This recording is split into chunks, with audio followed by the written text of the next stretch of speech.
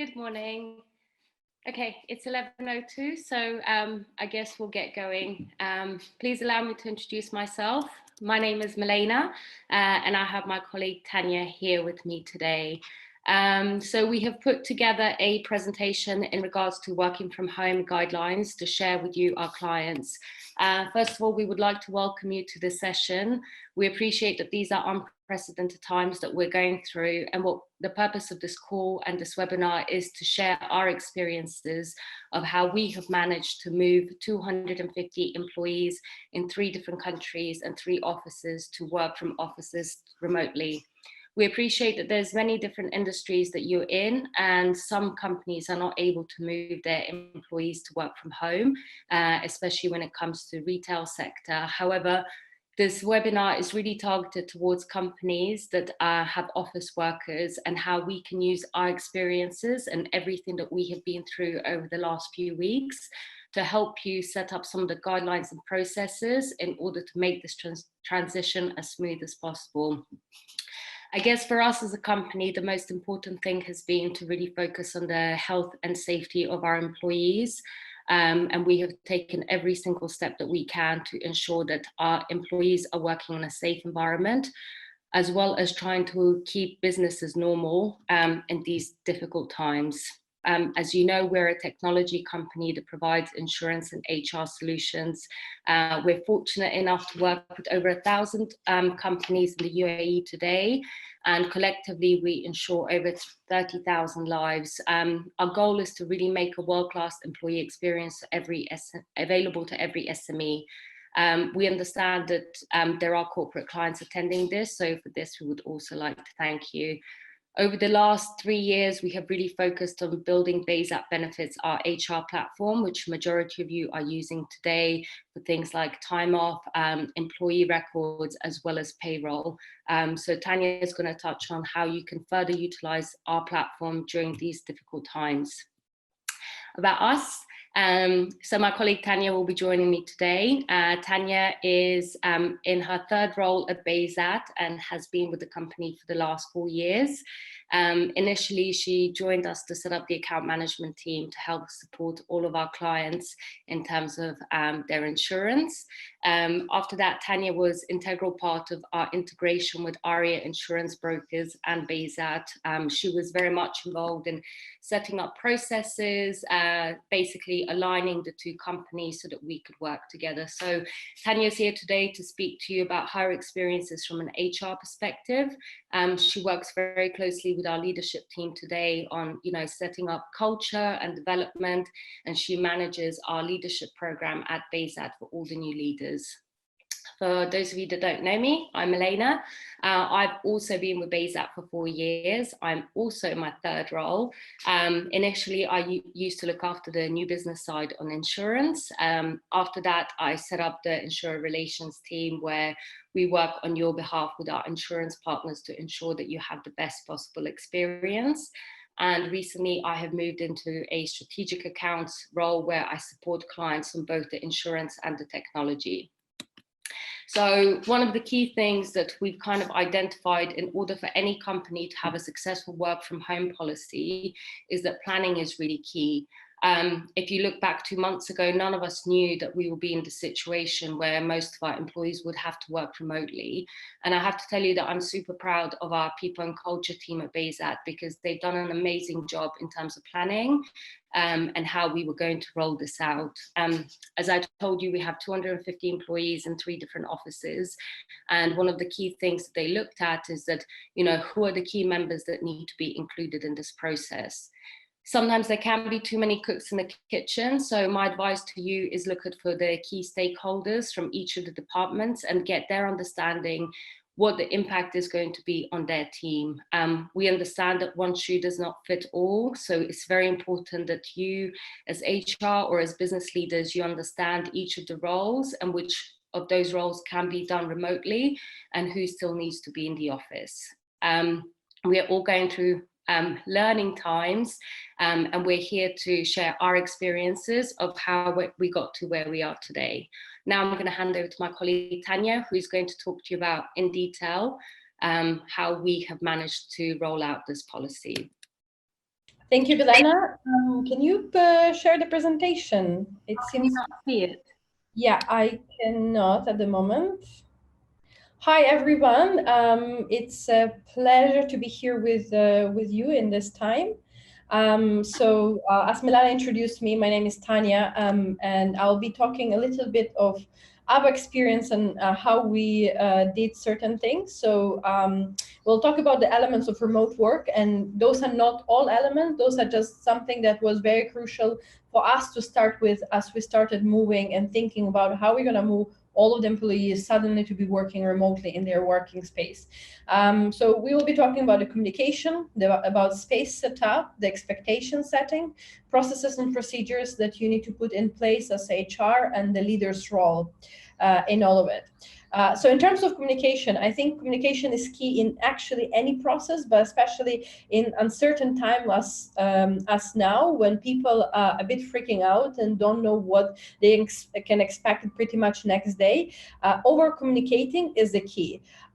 So when we were thinking like what needs to happen here, we were asking ourselves the question: what information does our member expect from us to be receiving? What information our partners, suppliers, our clients are expecting to receive from Bezat, and what tools we as HR have already that we are using that we can utilize more to be able to pass on that information.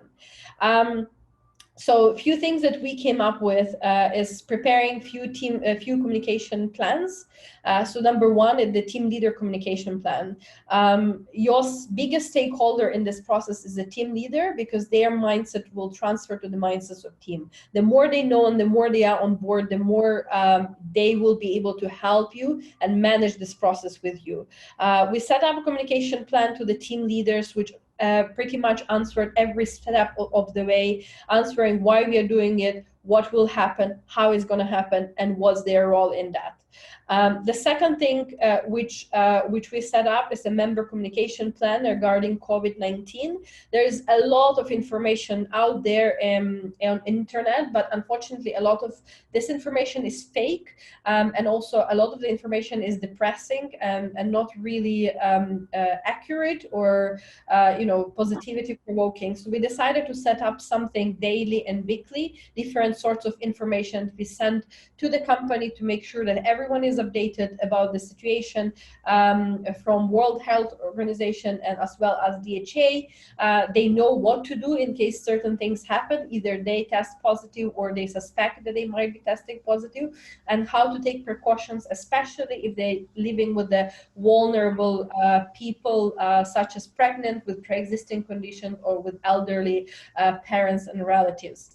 Then we also have the client communication plan. So whatever, we have different set different scenarios, and then identified what communication we need to provide for the clients to reassure them with our work and our commitment, as well as our suppliers and our partners. And the last thing in regard to communication is having increased number of team meetings. Before the normal practice, we used to have one team meeting per team and plus one-to-one meetings happening throughout the week. We have increased that since we moved to remote work. Every team has a meeting at least once a day, usually in the morning, to set the tone of the day and to align on expectation and also give key updates, since the situation is changing rapidly every day. Some teams have those meetings as often as 3 times a day, in the morning, after lunchtime, and before checking out of work, pretty much. So this is regarding communication. The second big portion of your work is regarding the space setup. And I think if we were in Europe or in US, we probably wouldn't have worried much about it, because everyone lives in their comfortable big houses and have a lot of space. But that's not the case in UAE, and some of you might resonate with the fact that a lot of our employees are sharing accommodation, and we don't really know who are those people and with whom and how many people they are sharing and what options they have to be set up to work from home. So one thing that we release a survey to all people in the company, asking them what's your working conditions, how many people you're sharing, can you set up the station, do you have any equipment at home that you can be using? And based on the result of the survey, we come up with the action plan. So number one, we aligned on key communication tools that we will be using through the time from working from home, and we made sure that every member of the team has them installed on their computer, whether it's private computer or company computer.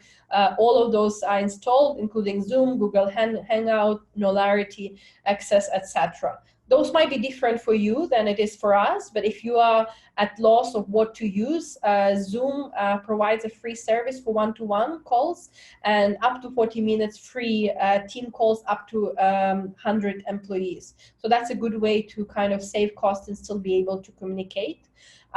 Second, we created a process how to take company assets home, screen, mouse, keyboard, and one thing that we did, which is not really common, and you might find it interesting, we allowed our employees to take their desk and their chair home, so they have a comfortable space to work and their back is not breaking after working from the couch. And not only that, we also offer to ship that to them, to their house in case they don't have a car to be able to drive. We identified also a few people, and you might have them as well, those who absolutely cannot work from home. They either sharing with too many people or just don't have a space to put a desk. For those people, we created a safe space to work from the office, making sure that we maintain the distance and we provide the needed sanitizers and space them across different meeting rooms so they really are not interacting with each other, not in direct contact, to make sure that they don't contain the virus from each other. I think like some of you might find this information useful, and some of you might wonder, well, this all is good, but I can't really do anything at home because my server is in the office. And of course, as a technology company, we have our servers and set up on the cloud, so we can access everything from anywhere we are.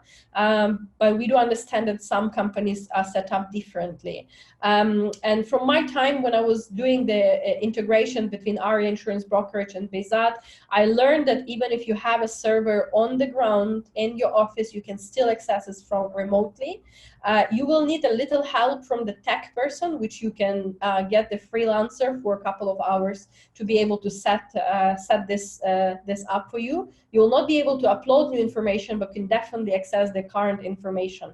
And that should get you through for a couple of weeks as you are planning next actions. The two things that you need to make sure from the HR standpoint is have power stability in the office, although no one is there, to make sure that the power is there so the server is accessible. And the second one, the internet stability.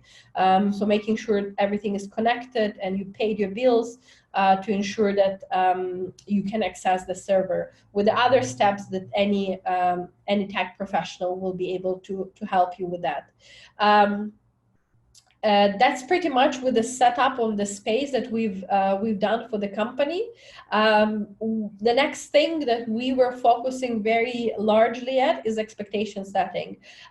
We threw out of the window all expectations we had from our members, towards our leaders, the moment we entered the crisis mode, really, because in this time you need to be very specific and to set the new ground for your work.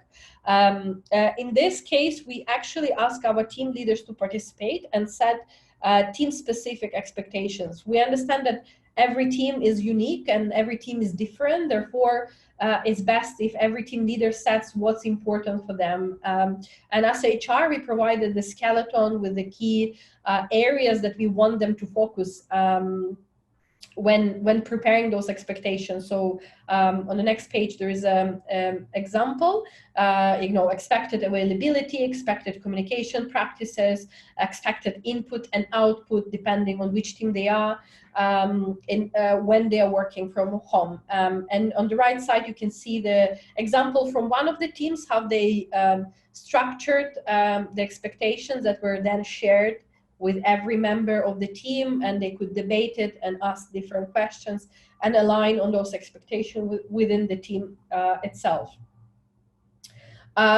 The next thing that you will come across, and probably that will be a lot burden on the HR team, is providing processes and procedures. And this is something that we are still developing and will be developing as we move forward, because every day is different and there are new things coming up as we go.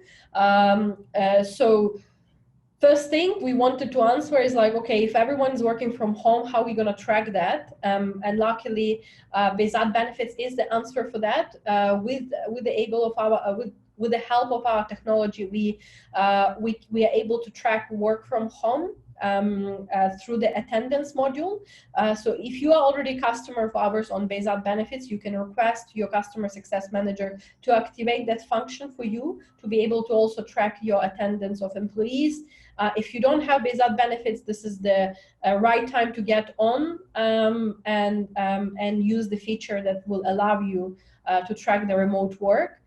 We also develop processes for one thing which was key is the courier handling. If no one is in the office, and part of our business is all about receiving packages and insurance cards and claims and checks, how are we going to handle this, how we will cooperate with insurance companies. So that's another key focus area for us, was to develop the process. We notify the suppliers how the work will be moving forward and what they should expect from us in terms of our availability. We redesign really the leave process and also the expectation for people who are traveling, to make sure that people can still cancel all unnecessary travels in this uncertain times. As well, the next key thing is redesigning the visa process, how to make sure that people really, that you are able to renew people's visa if that comes to place without really needing to spend too much time in person with each other and your PRO services. So those are the key processes that we've done now, and we are still focusing on a lot of other things that we will be updating. And the last thing that I wanted to touch base on is really a leader's role. And this is where, as HR, you play a key role, including with the top management. The mindset of a leader will be directly translating to the mindset of the team. If the leader is pessimistic of this time, or scared or frustrated, or doesn't really understand what's going on, that automatically will translate and paralyze the entire team. So our responsibility is really working very closely with the team leaders, helping them, guiding them, answering all their questions, checking in with them to support them. We prepared a guide for leaders how to set up work from home for their teams, which includes some possible touch points that they can have, the importance of communication, productivity tips, health and wellness for the members, and like how to be more empathetic and compassionate to the conditions that people are living in. So I think that was the key of preparing our leaders, and I think Milana has something something to add in the regards of this. So thanks, Tanya. That was really useful. I hope you've all found it as useful to understand how our HR team has worked through this crisis. Now, the new reality is that most of us are having to work from home, and it is very unexpected. So here I'm sharing a picture of our People and Culture call that happened yesterday, and Tanya's daughter made a guest appearance. So the truth is, none of us were really prepared for this. And as leaders, as business owners, you have to understand, and we all have to understand, is that this is a not normal working from home scenario. A lot of people are now under pressure to homeschool their children, as well as doing their day 9-to-5 job. People may have dogs, they may have cats. There's nowhere for people to take their kids. So no pool, no beach, no park, no mall, no cinema. So we really have to be compassionate to the teams that we're working with. The other thing to be aware is that some people do live alone and they may not have somebody to turn to, so they feel very isolated. It is extremely important to use video tools to be able to see your employees, to kind of touch base with them, to assure them that, you know, we will get through this. But it's very important to be kind of human and understand that these are extraordinary circumstances and we have to do whatever it takes to support each other to get through it. Now, I'm just going to quickly recap and then we're going to open for questions and answer session. So kind of key things to take away is that if you haven't started doing already, planning is key, how you're going to execute this whole process. In terms of communication, it needs to be taken to a whole new level. So that means a lot more talking, just keeping people up to date, being completely transparent, you know, in terms of business decisions that you're making, so that everybody feels aligned and that you're able to support each other. As I said, your team members have different living conditions. Probably never before did you think about, you know, how many kids do they have at home? Do they have a nanny? Do they have pets? None of these things really mattered when people were coming to work and doing their jobs. But you really need to take these things into consideration to have a successful work from home policy. Expectations are different, you know. Back in the day, like, we would come to the office at 9, we would see who was in the office, you look at people's calendars, see who was out at the client meeting. Now everybody is at home, but you are going to have to manage expectations in terms of, you know, deliverables, what projects are happening. Even for us as a tech company, you know, our pipeline of product releases that we were looking to do over the next 6 months has completely changed, because we're trying to build products that are going to help our customers today, not the products that we thought were going to help our customers 2 months ago. So it's very important to kind of realign and manage expectations across the board. As Tanya said, rules and procedures have changed completely. At Bayes-Out, we've already been always been very process driven, and that's what's made us very successful. But all of a sudden, everything we put in place over the last 3 years has gone out of the window. So we need to adapt and kind of make it easy for business to be, you know, as normal as possible. And then really focus on your leadership team, because they're the ones that are going to drive the happiness of your employees. We're all scared, everybody's anxious. The truth is, the leader's the one that's going to kind of keep everybody together and positive. So it's important that you also check in with all of your leadership team to make sure that everybody is aligned and they understand the process of everything that is happening. So I'm now going to open for questions and answers. So I believe that we've got a few people. Yeah, we have a couple of questions. I think one of them was asking whether there would be some guide released afterwards. And yes, we are finalizing the guides with the templates that will go out by the end of today to all of the participants and also our clients. So you'll be able, everything what we spoke about, you will be able to see more in details with the examples of how actually prepare the same or use our templates if that fits your industry and your requirements. For the tips and tricks that we gave to our employees in terms of working from home, we set kind of basic guidelines. So get up in the morning, go for a walk, have a shower, put your clothes on. You know, the first few days we were getting on video calls at 4 p.m. and people were still in their pajamas. We kind of had one-to-one conversations with those team members to kind of say, look, it's really important that you get into the frame of mind that, yes, you are working from home, but you can't, because it's very easy for your life to kind of go from just waking up to never ending work. So we're trying very hard to give our team structure, to have like the home time, the work time, and then off time. Because I mean, for me personally, this is day 7 of working from home, and it can feel a little bit like, you know, I'm confined in the house. Tanya, there's a question about the visa. There's a question regarding visa renewal. So I think what we touched base in the beginning about the planning is the key. So about 3 weeks ago, we looked at all our visa renewals, and we kind of like rushed some visa renewals which were not due for another month to be renewed ASAP. So we don't have now the same like to think about it at the moment, as we were like moving people to work from home, and that allowed us to kind of take some precautions. So in terms of like if member needs to renew the visa, where do they need to leave the documents in the office? Then next day someone will pick up the documents. So kind of making sure, designing a process that will allow us to deal with the documents without actually dealing much with people, unless you have to go for your medical, which this part we can't really cancel unless the government changed something about it. So that's still due, but we didn't have to do it as of now, because we finished our few renewals that we had coming up for April. We finished them 2 weeks ago, kind of thinking ahead of time. The key here is everything what can be signed with a member in their home should be signed. Otherwise, we use Karim box to be shipping documents in between the members, so we don't have to interact with people or come to the office many people at the same time. The new visas, as you know, by the government has been suspended, so there are no new visas for the next couple of weeks. As a result of that, we are not processing any new visa, only the renewals that will be coming up, and the next one will be coming for the month of May. So we still have a couple of weeks to figure out, and we'll share with you the guide that we prepared with some Q&A after this call. And yeah, there's a question that asks, what do we do about new joiners? Because they're expecting new people to join soon.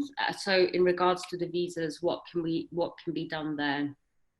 I mean, like this is the government precaution, so you can't really do anything about it. The visas will be only restarted when the government feels that it's safe to do so, which might not happen for another. I mean, now it's a 2 weeks ban, but it might get prolonged. So I think there are two areas where you can either postpone and let them wait when the new visas come out, or if they have an ability to work on their current visa or not cancel the current visa and start onboarding. But then the next question that you will have to answer is, how do you manage onboarding virtually and train people who are about to join without them meeting people in person? Renewals of the visas are not on hold. It's only the new visas and also the tourist visa which are on hold. So the renewals as of now happening, it's still happening. Okay, good. Now, there was a question in regards to, what do we advise for you as a company not to have to let people go and make them redundant in these uncertain times? Just to let you know, we're going to be doing a second session on business planning. So what happens, how do you prepare for the next stages of your business? Essentially, these are very uncertain times, and unfortunately, we don't have the answer how not to let people go, but we are coming up with different ways that our clients have used in regards to maybe reducing working hours or asking people to take unpaid leave, and also sharing what we have done as a company in setting up a business continuity plan. So that's going to be our next session in a few weeks' time. Now, I understand there's a couple of questions from you that actually have employees that don't work in offices. So we've got an IT hardware company, we've got a beauty salon and restaurants. In these cases, from my experience, when your employees have to go on site to see people, you just have to do everything in your power to ensure that they're exposed to a minimal risk as possible. So things like taking hand sanitizers, asking maybe your providers not to have over a certain unnecessary team members on site. When it comes to beauty salons and restaurants, we have seen huge redundancies. Some of our clients have had to let people go. Others have asked team members to take unpaid leave.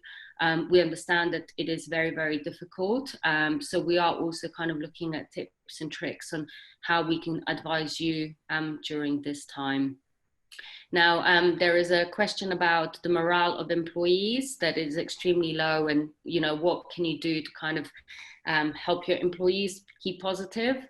I'm going to let Tanya answer that one as the PNC person here. Yeah, I think the fact that you are remote, you can still do a lot of things with people. And some of the things we encourage our team leaders to start doing is having a Zoom lunch together. So you prepare the meal and you have a video call and you eat and you just share things, share about life, share about new things that you experience or books you read, etc. with each other.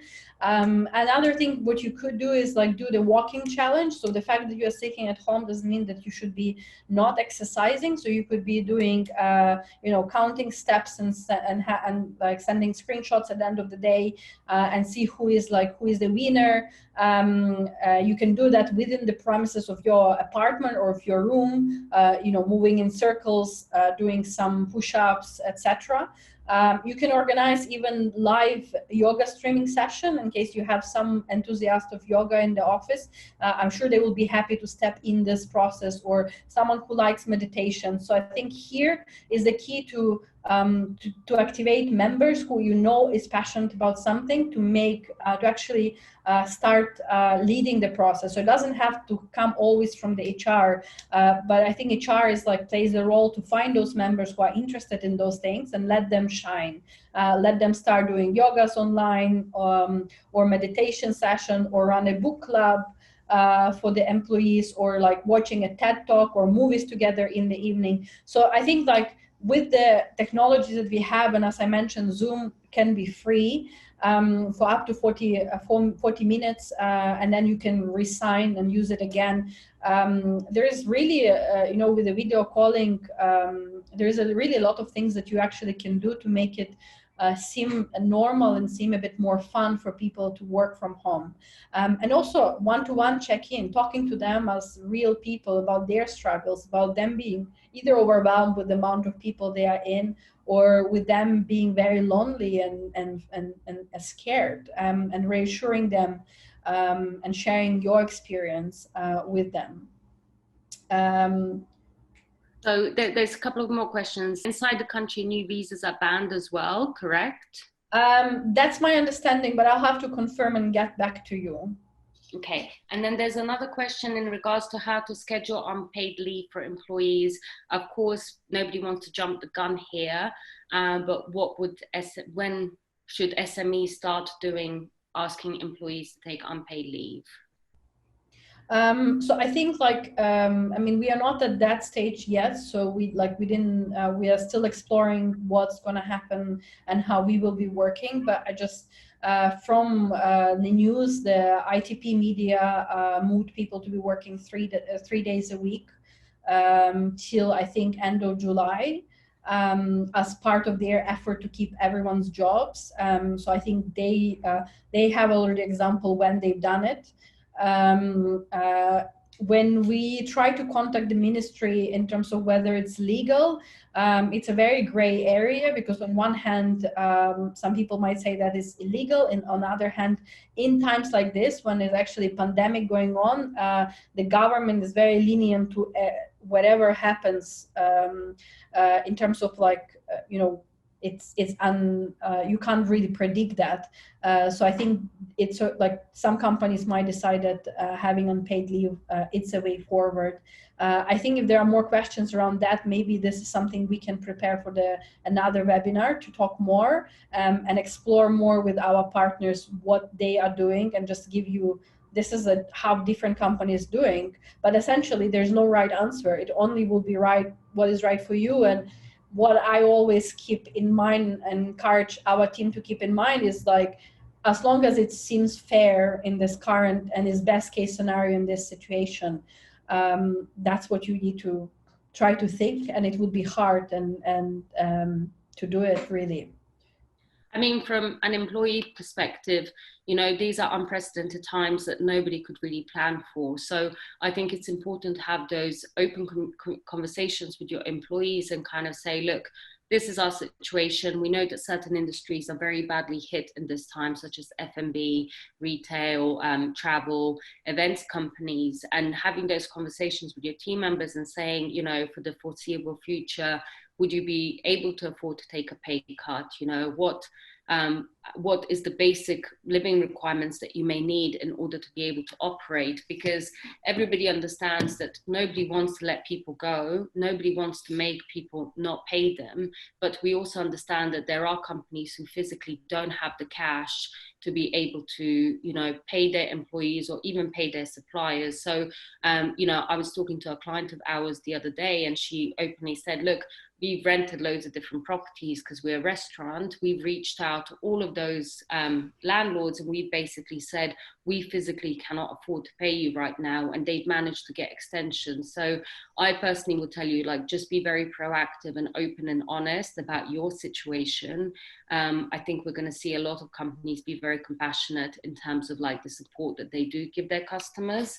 And you have to prioritize, like, what are the things that you can give up and things that you can't. So look at your expenditure, you know, and then just prioritize the things that are really important to you. But as I mentioned, we will be doing a seminar, a webinar on, you know, business continuity plan and how do you plan for weeks and months of what's going to happen, because essentially we don't know what the future holds. And at this moment in time, as your partner, we really want to come up with ideas to share with you and support you.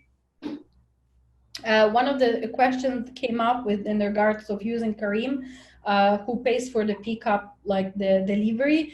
I think it depends, like within your company, like, you know, what are you using it for, whether if it's the company documents like visas for stamping, etc. Probably either could come, it's agreement between you and your employee, whether it comes from your pocket or from them.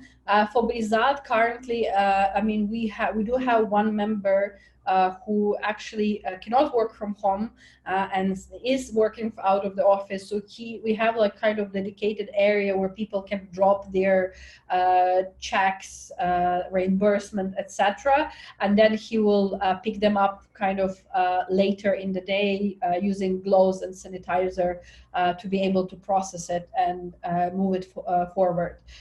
So in scenario with Bezat, if you want to deliver something to us, there is still such possibility exist. How can you manage working hours of employees working at home? Do you have to be strict with your employees, or sending work report by end of the week is fine? Every role is very different. So for example, we've always had a lot of our development team working remotely and kind of results show for themselves. Whether in sales, we've always had quite strict KPIs in terms of calls, meetings, emails. As Tanya explained, on Bezat Benefits, you can activate a feature that basically says you check in at home and then you check out at the end of the day. This is something that is available to all of you as our customers. Some companies have asked their employees to email first thing in the morning and then email at the end of the day in terms of all of their achievables. So there are different scenarios of how you can support and manage that. Tanya, anything else you would like to add? Yeah, I think it comes down really to the role of a leader, because they need to put a very clear expectations and deliverables. And if that's achieved, you don't really need to track it, because it will be visible whether those are delivered or not. And that either with the sales or activities or with the project activities, both is achievable. If you have a call and you agree that by this time you will be done with certain aspect of this project, or you will be done with this many calls, then it's very easy to track afterwards whether this was achieved. So I'm generally not a big fan of people sending reports every day, because then they feel that they are at the fear of losing their job, and they need to put everything, whether they did it or did it like half-ass, to just secure their job, and they lose a lot of time to actually prepare that report. So the work should be really focused on the results, and the results should be visible when the work is done. And I think that provide a healthier environment. And of course, like maybe once a week, either report or maybe a call with the team and say, okay, what were your main achievements, to also celebrate and provide feedback and ensure that people are aligned. Okay. Now there's a question about our insurance companies providing flexibility in regards to payments.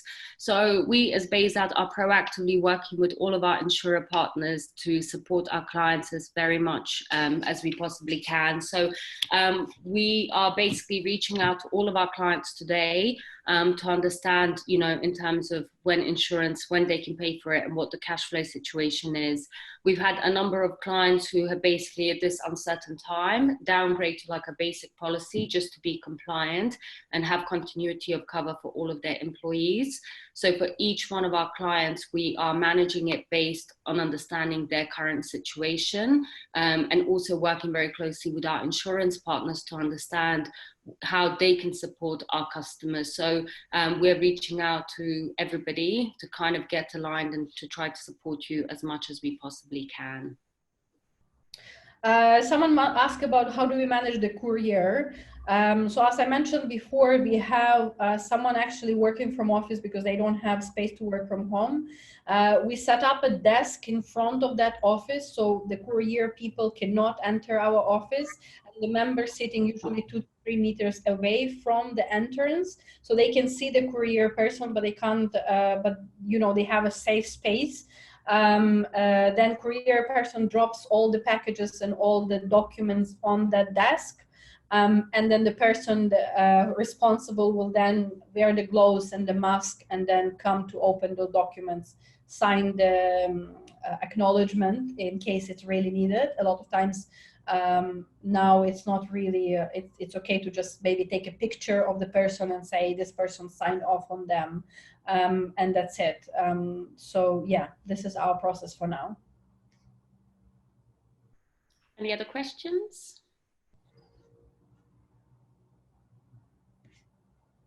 Yeah, I think that's it. Thank you all for attending. We really do appreciate you taking the time out. As we mentioned, we will be putting together another session on business continuity planning. So as soon as that is ready, we will be sending you the invite. We will also be sharing the link to this session so you can send it to your employees and your management if you did find it useful.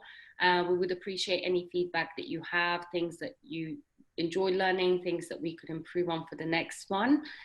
This is our first one, so we would really appreciate your feedback to make it even better and more useful. I know there was a lot of questions in regards to visas, so Tanya and myself will also look at doing something around that in order to support you, because, you know, living in the UAE, all members do have to have visas and kind of what is going to happen going forward. So we are listening. Please reach out to your respective account manager if you've got any queries or need support on anything. And we will be rolling these sessions out to support all of our clients based on your requirements. Milena, there's one other thing I would add, Tanya, is that we are producing a lot of the content, the templates, the policies, the procedures, a lot of what Tanya's talked about that we developed internally for Bayzat. We're putting together on a website, and we'll be sharing the link. So in case you want to access any of this information for yourself, edit some of these templates and launch it internally within your company, you'll be able to do so. So we're looking to get that out within the next 48 hours. In regards to COVID-19 cases, so as per the DHA, communication has gone out. Any member that is tested positive with the COVID-19 virus has to be covered as per their insurance. Tanya? Yeah, that's it. Anything else from you?